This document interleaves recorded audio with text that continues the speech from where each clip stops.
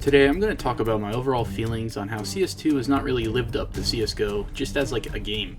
I've broken my feelings down into two major points, more gameplay issues, and then kind of design style changes. I'm going to start with the more important issues here, the ones that actually affect the gaming session regularly. So that leads us to gameplay issues. Alright, my biggest complaint gameplay-wise is the buy menu. In CSGO you had that wheel buy menu, which was restrictive in the sense that if Valve wanted to add a new weapon, you'd either have to slice that circle even thinner for your choices or just sub out another weapon. So I see why they would want to change it. But the system they went with is just horrible. So all the weapons were already kind of categorized in tiers. You had pistols, you had SMGs, shotguns, and all the sorts, right? Rifles, scoped rifles if you want. But now you're restricted in another tier to where they're pistols, mid-tier, and that's very vague, and then rifle. You get 5 of each, so you get 15 weapons out of the 34 weapons in the game, and 5 of them have to be a pistol for some reason. You know, like that's really going to change the gameplay experience, bringing in 5 pistols that I'm almost never going to use. I use like 2 a game. I don't know why I have to bring in 5. Mid-tier, which is where all the juice of the game kind of is, you know, that's where your pick options are. If something's not going right, you go into that category to try and make a play almost. So that's where, and in this category you have the heavies, which include the shotguns, so that's all 4 of them, swag 7 and sawed off being 1 in this sense. The heavy SMGs, so the M249 and the Negev, and then all your SMGs, which I think there are like 6 or 7 of them. So that's a lot of choices to be restricted to 5, and then rifles where there's only 7 choices in general, so it's almost always the auto's gone, and then if you're on CT the choice is either maybe you want to kick out your FAMAS or Scout for another M4, or on T side, I mean, is there even a choice? Like, not really. So again, like this extra level of restraint is unrestrictive, and it kills the game flow to me, because I don't know about you guys, but I'm a very flow type of player, so when I'm on it, I'm on it. I can go, you know, I can use an M4, I can outdo them, but sometimes your opponent's just better than you, so you have to go into your bag of tricks. Hey, you know, I'm being held up on B site, I'm gonna rush, but, you know, where in CSGO I could choose maybe armor and Bison with a nade, or I could just go all out, maybe afford like chest armor and a P90 and hope to just outgun them. There was a choice there. Now I have to, before the game even loads, try and figure out if I'm going to do that, if that's a smart play. And it just takes all these weapons that were available to me and makes me, you know, it just takes them away for no reason either. And truthfully, it's aggravating, because all you'd have to do is just add more boxes to the menu that's already there. And even if it got a little cluttered, you could just kind of go lean towards a more CS source type of buy menu, where you're in the categories, but they're all still boxes. So like, you buy pistols, SMGs, heavies, rifles, all in their own category, and then they'd all have their own boxes. I don't get why they don't do this. It seems like it'd be an easy enough fix. I mean, I don't know what easy is, I'm not a programmer, but this seems like it should be doable. And another reason I don't like it is because it hurts the game flow between Hostage and Defusal. And I know that's not the biggest game mode, you know, it's not the biggest issue right now. But the genuine difference between CT on Defusal and CT on Hostage is insane. And to have that mid-tier be chosen, you know, if I'm playing Office, I'm going to choose a more aggressive, pushy type of style. But that's going to be horrible on Defusal maps because I'm supposed to be defending, you know? And like, yeah, all weapons can be used in certain situations, but there are just some weapons better for holding than others, you know? So to have that be so restrictive and to not be able to change it while in a queuing, like, not, I get, fine, in-game you can't be changing your weapons, but while queuing is insane, because you haven't even picked the map yet, you know? So if I want to queue, which you're allowed to do, you can queue Office, Dust, you know, Mirage, Agency, I can have all of those in my queue, but I can't actually be equipped for all of them. So I have to choose, am I playing Hostage right now, or am I playing Defusal? And then I have to get my whole queue, because, you know, I don't queue alone, I'm not insane. So I bring my friends, and now we have to sit there and pause the queue and reshift our loadouts if we want to do anything. Why can't we do it while queuing, you know? It's already going to be like 3 minutes. It's enough time to change your loadout. So I don't see why it's locked to you as soon as you hit search queue. That's stupid. Another negative side effect I think that comes from this style of loadout and buy menu is they're already meta kind of loadouts that were there. You know, obviously the M4 AK, the AWP, and Deagle, they're all mainstays, but the cabal of other weapons that spiced up the gameplay. I remember when the UMP-45 was the GOAT for eco rounds. I mean, even after eco rounds, it could still go toe-to-toe with some rifles. Now it's generally Dookie. The MP9's now kind of like the go-to choice, but this you know, cycle where, think about the scoped weapons. They weren't changed much from when they were first added, but everyone called them like low skill COD guns. You know, no one really used them without getting criticized, but they were still good. Then pro players picked it up. It became meta now to use the scope weapons. Like, there was a genuine time period where like it was mostly the scope weapons. I remember being on T, it only used the SG. You know, like, yeah, you could have an AK, but the SG was like only $200 more, and it was just better. You know, so it's stuff like that. But then it gets rebalanced and it redoes the ecosystem. Stuff like that isn't going to happen as much now because you're restricting the choice. What was once kind of an open meta where, like, yeah, these are the defined weapons, now it's a restricted meta. You're going in with these loadouts. You know, and so it hurts the flow of the play. And like, I can see the sense of like in the top tier competitive system, which I think that is designed around, you know, you lock in with your team and you guys have, all right, this guy's going to carry these guns, this guy's going to carry those guns to make a more rounded competitive experience. But most players don't play like that, man. Even like in a lobby, when I'm bringing in guys, we're not really playing like that, you know? We don't want to be making those decisions. You know, it'd be one thing if this is just how it always was, but it wasn't. You used to have all this weapon selection, you know? That used to be how I played. And now I can't, and it's stupid. And it also, I mean, it goes into other things, but I'll get more of that outside of gameplay issues, because that more goes into game design. So I'm going to put a pin in that and go on to another topic here. But yeah, I have way more gripes about the loadout system I'll get into in a bit. I do have a few other points in this topic, but I don't have as much of a, I guess, a fix or as much to say about them. The first is like the net jitters. And I remember back in Go, people would complain about the tick system and like, oh, I lost this shot because of it. And yeah, maybe, but like, you had to video analyze that most of the time. Like, you felt it, but like, you could have just like been out of it sometimes, I feel. The net jitters in CS2 are actually just insane. I can almost wall sometimes with how bad the net jitters get when someone's about to like cross my view. You know, it gets like really bad, but it's random. Like, I feel it's about players, but it's not, and I have no clue what causes it. It's not just me. It affects like my whole group, so I don't know what really goes on with that. So, and I have no clue how to even begin fixing that. So maybe I just got to get a better computer or something. But another thing I wanted to bring up was the XP rates. You know, not for your rank as in global, silver, and all that, but the general rank in the background.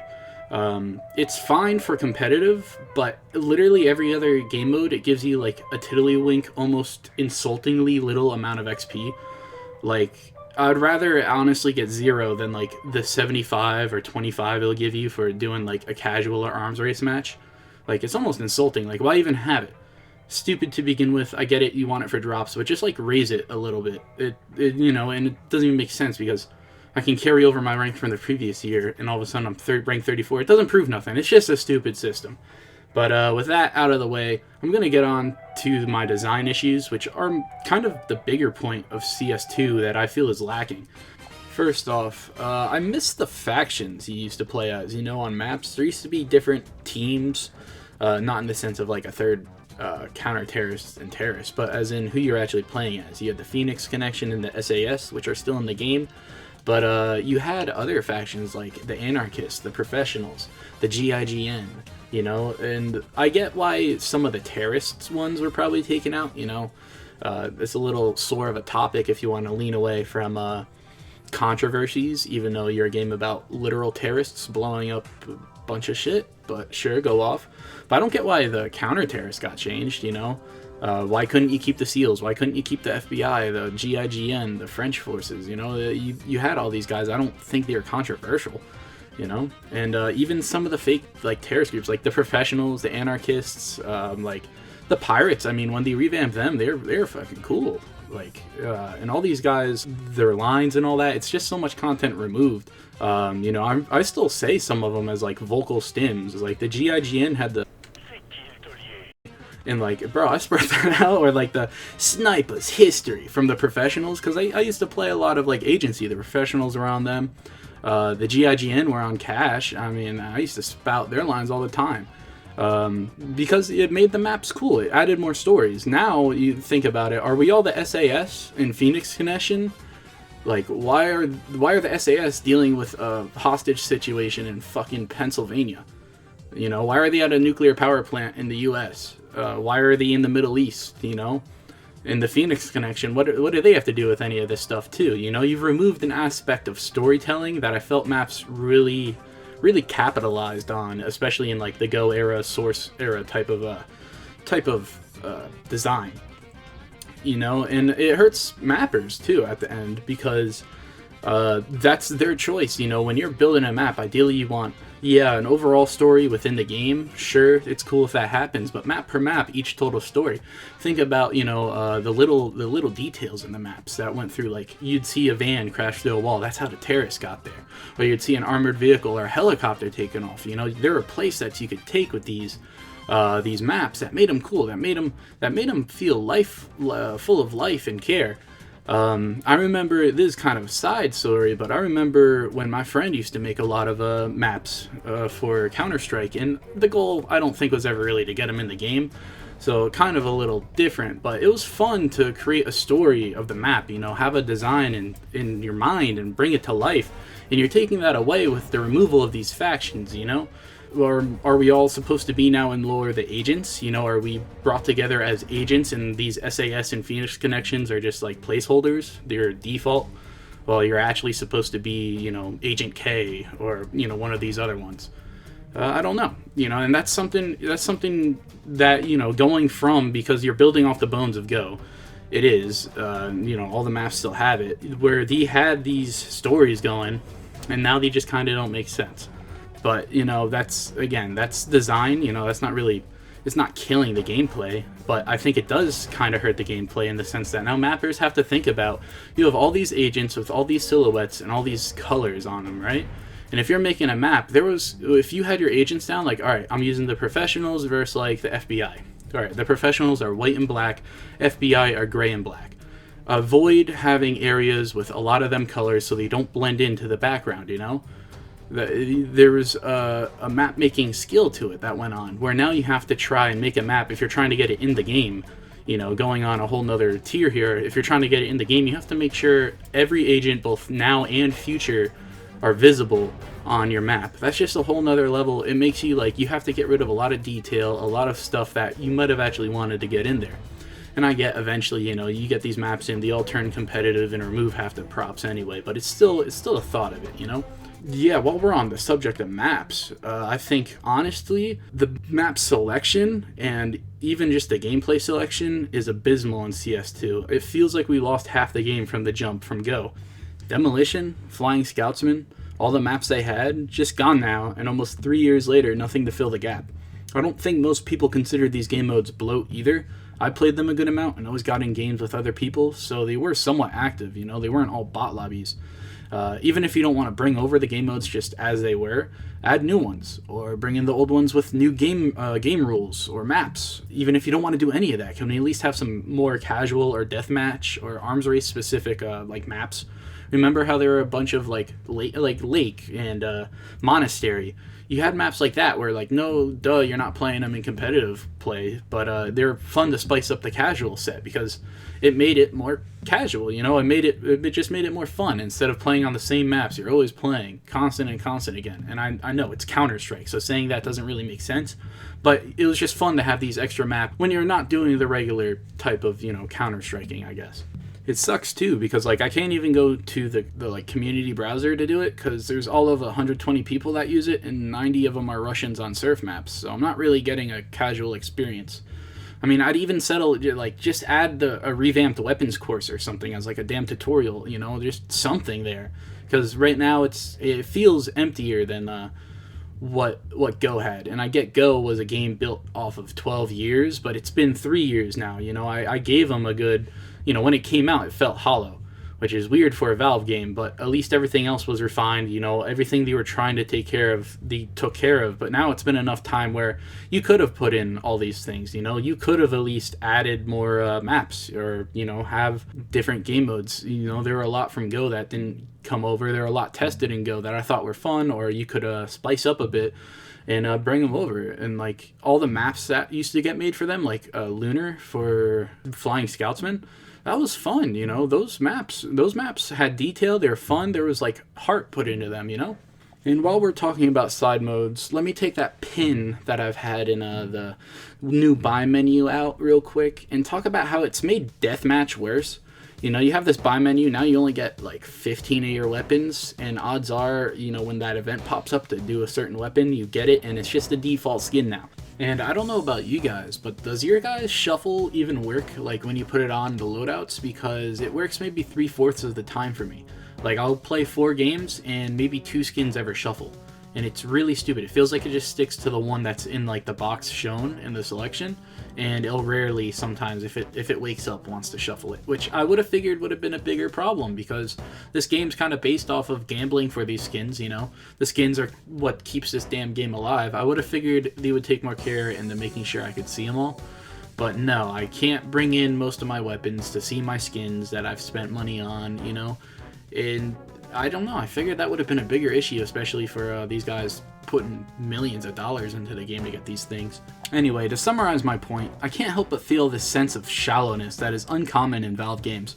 I gave CS2 a pass on it because it was new. I didn't want to compare it to Late Stage Go because, you know, it was just the beginning of a new game, while Late Stage Go is the end of an era.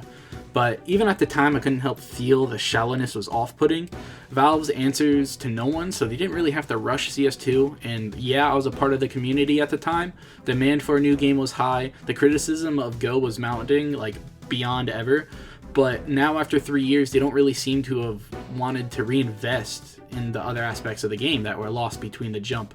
Lore was a fun part of CS. The snippets under gun skins, the factions facing each other, they had thought behind them. There was lore, if out of the way and unimportant to the actual gameplay, so you can't get mad at me for being upset with its removal. It was there. I'm sure I'm not the only one, but in the scope of CS2, it's such a small fish in the ocean of problems. Stuff like this makes the game feel deep, full, able to hide the flaws that a blanket of care and passion that including stuff like this brings. Even in the things like achievements that show the developers cared enough to reward you for either doing something hard via skill or hard via repetition. That didn't make it to the jump over from Go. I spent the last 4 months of Go's life grinding out hostage rescue achievements, you know, so I could 100% the game. I got it. I 100%ed CSGO, and maybe after 2 weeks of showing it off on my profile, everything got fucking wiped for the simple launch achievement that Go has, and it's the only achievement it still has. All that removed and slapped in the face with a participation award. How hard could it have been to just add the kill achievements or the map achievements, you know?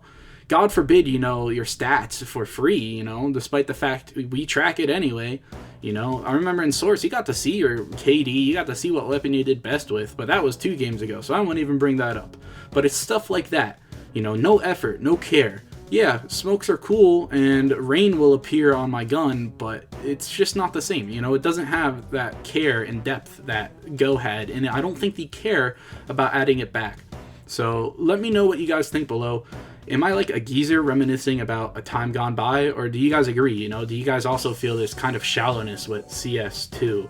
Where like I launched Go for the process of this video, and even just looking at the game like selections, you know, you got to see there's like more, which is fine, you know, it's an older game, but even the way they displayed it, it just felt like it was more of an option, where now they're all tucked away, you know, they're not as visible. So let me know if you guys have, you know, vibe with anything I've been saying, or let me know if y'all want me to keep quiet for another 4 months and never upload again.